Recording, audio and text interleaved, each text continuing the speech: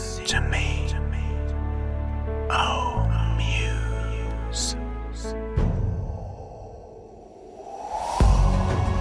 The Odyssey, an original adaptation written and retold for you by Jon Buckeridge. Chapter 13. Homecomings. Telemachus felt the wind against his face as the chariot whipped through the canyon, and he smiled. He was going home. For a week he'd stayed in Sparta as the guest of Menelaus and Helen. It was such a different environment to Ithaca. Where Ithaca's palace was stripped back and simple, Sparta's was opulent, gaudy, and full to the brim with jewels, trinkets, and mirrors.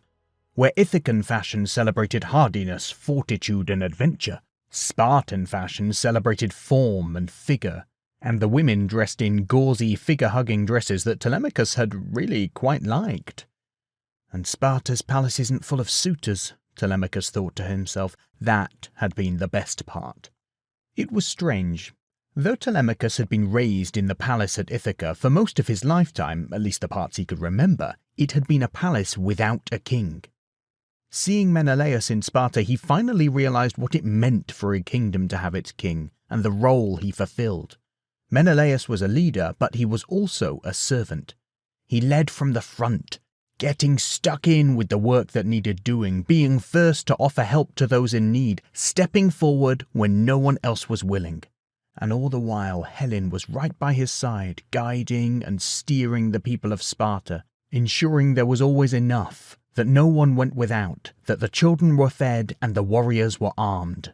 If Menelaus was the warp, she was the weft, and together they wove the tapestry of Sparta. For the first time in his life he understood what Ithaca was missing.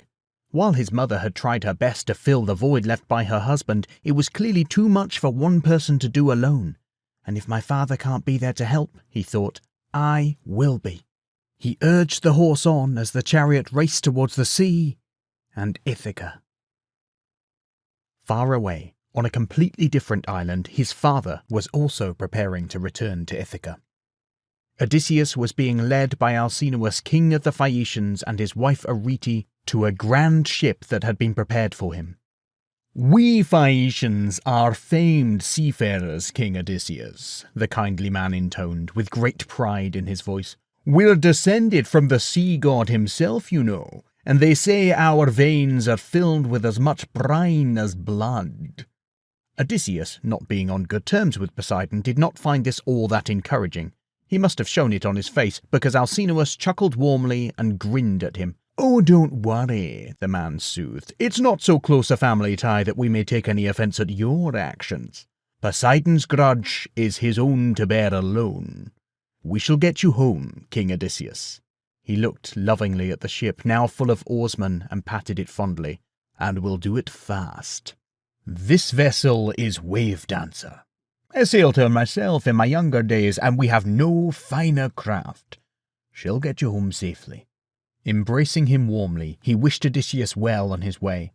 Odysseus thanked the kindly man and hugged Queen Arete tightly before boarding the Wave Dancer and casting off into the wine-dark sea. On Telemachus's ship, the journey was smoothly underway. It was not a long voyage, but Telemachus was loving every minute of it. Despite being raised on an island nation, he hadn't spent that much time at sea, and he was finding he had quite a taste for it. Breathing deeply, he smelled the salt on the air and swayed back and forth with the waves. "Ship to port!" came a cry, and Telemachus ran to the ship's rail to see. Bearing down on them was a boat almost twice the size of theirs, and from what he could see it was on a course to hit them. "Brace!" yelled the captain from the back, and he hauled on the tiller, and Telemachus grabbed tightly to the railing as the ship swerved aside. "That was close," said Telemachus to the sailor next to him, but the sailor wasn't looking at him but back out to sea. Following his gaze, Telemachus saw that far from passing them by, the ship was also turning to come back around towards them. "What are they?" he began to ask, but at that moment an arrow flew right into the railing, barely an inch from his hand. Jerking back, he saw another arrow thud to the deck, then another, and from behind him there was a cry as an arrow found flesh. "Pirates!" bellowed the captain, and the sailors leapt into action. Some ran to oars, some ran to rigging, others ran to grab weapons to defend themselves. Telemachus, not being a sailor, had no idea what he should do, but a shield was thrust into his hands, and a voice yelled, "Don't just stand there, man! Defend yourself!" Telemachus raised the shield, and just in time, because at that moment an arrow clattered off it onto the deck. Peeking from behind it, he saw the other ship was almost on top of them now, and ropes were being slung across to lock the boats together. Telemachus ducked behind his shield again as another arrow hit it, and men started pouring off the pirate ship onto their decks with weapons in their hands. Back on the Wave Dancer, Odysseus's journey was going far more smoothly. The Phaeacians were indeed excellent seamen. The air was still, but they rowed smoothly, heaving the oars in perfect unison and cutting through the water like a finely honed blade. The ship was so steady that the boat barely rose and fell with the waves, and Odysseus looked out across the ocean in perfect peace and calm. A bird flew by them, almost level with his face, and Odysseus tracked it with his eyes. Was that an owl? He thought as the bird flew away. Of course not, he told himself. Don't be so stupid. But it had definitely looked like one. On Telemachus's boat, the journey was far from smooth. His ship was seething with pirates now, and there were far more of them than there were of his crew. A pirate came running towards Telemachus with an axe in his hand and swiped straight down at him. Telemachus leapt out of range and ducked as the pirate launched an attack that should have separated his head from his body. Still crouched, he punched his shield out into the pirate's legs, and the man let out a great "Gah!" sound as Telemachus heard something pop in his knee. The pirate staggered backwards, but another one was running in now, aiming a sword straight at Telemachus's chest. Leaping aside, Telemachus swung his shield up to guard, but the pirate kicked him roughly, and he staggered into the railing. With his head leaning out over the sea, Telemachus had just enough time to see a white-brown blur as a bird rushed past him and launched itself straight at the pirate's face. There was a shriek from the man as talons met eyes, and the bird was gone, swooping throughout the ship, clawing at the faces of invading pirates. Telemachus had just enough time to think, "What's an owl doing here?" before another bird came rushing onto the deck, then another and another. On the Wave Dancer, Odysseus was amazed.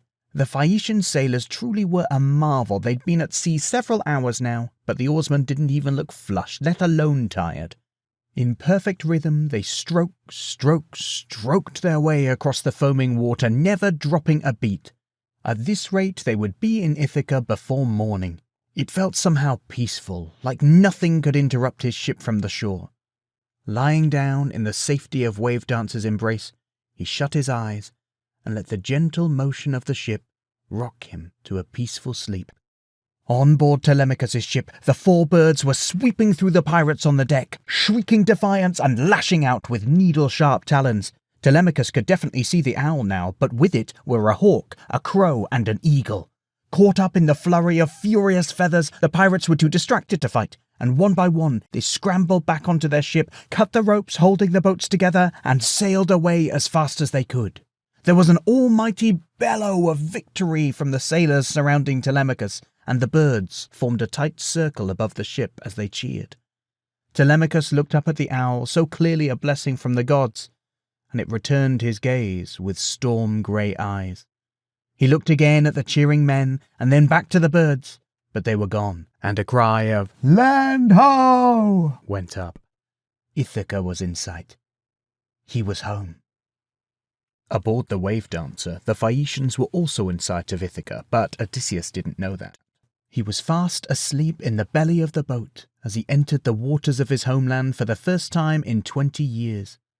Not wanting to disturb him, the Phaeacians made their way to a small, unnoticed cove and carried him carefully off the ship. They laid him down in a cool, quiet glade to sleep on till morning, and set off home to Phaeacia. As newborn dawn caressed the shores of Ithaca, Odysseus awoke. He felt well rested, recovered, and, for the first time in longer than he cared to remember, safe. Opening his eyes, he realized why. "Ithaca," he breathed as he took it in. He knew it all so well. The sights, the sounds, the smells of Ithaca were baked into his bones, and he gloried in them all.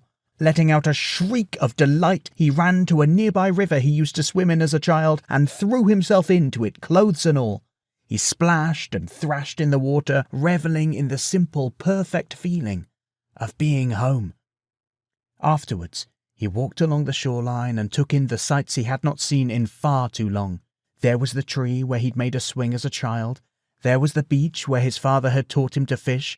There was the statuesque woman carrying a spear. There was the— "Wait, what?" said his thoughts as they finally caught up. Turning, Odysseus beheld a vision of magnificence. This was not beauty in the way Circe and Calypso had been beautiful.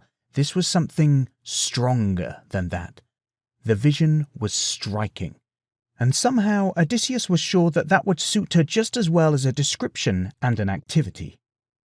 And then there were those eyes, those grey, bottomless eyes. Odysseus knew he had never seen this woman before, but he had certainly seen those deep grey eyes. "I thought it's time we met," said Athena.